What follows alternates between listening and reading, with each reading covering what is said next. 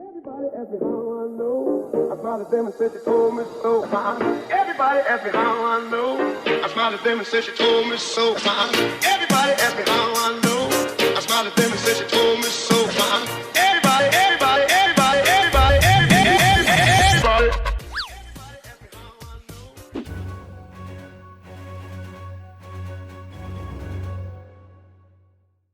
Le nœud plat ou droit est un nœud très solide, utile à la construction et symbole du scoutisme.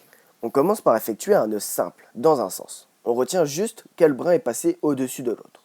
Maintenant, dans l'autre sens, on fait un second nœud simple. Mais c'est encore le même brin qui passe au-dessus de l'autre. Puis, on tire sur les extrémités et le nœud plat est réussi. Si l'on ne respecte pas cet ordre, ce n'est pas un nœud plat, mais un nœud de vache, une boule, qui lui ne résiste pas à la traction et donc inutile à la construction. Le nœud du pêcheur ou le joint anglais. Ce nœud permet de réunir deux cordages de même diamètre. On commence premièrement par mettre parallèlement ces deux cordages.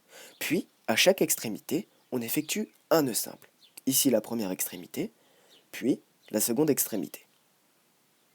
Une fois que ceci est fait, il se fait de tirer sur le cordage et il va se réunir. Ce nœud peut contrer de violentes tractions et ne craint ni l'humidité, ni le fait de mouiller ce cordage.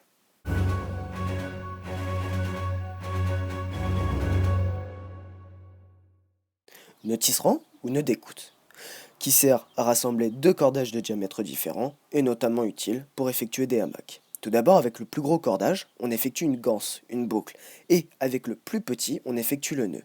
Le nœud consiste à passer à l'intérieur, puis faire le tour, et enfin, avec le brin libre, repasser sous le brin mort. Puis, on tire sur les extrémités, et le nœud tisserand est réussi.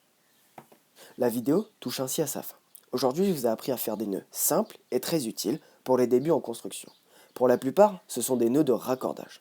Allez, à très bientôt.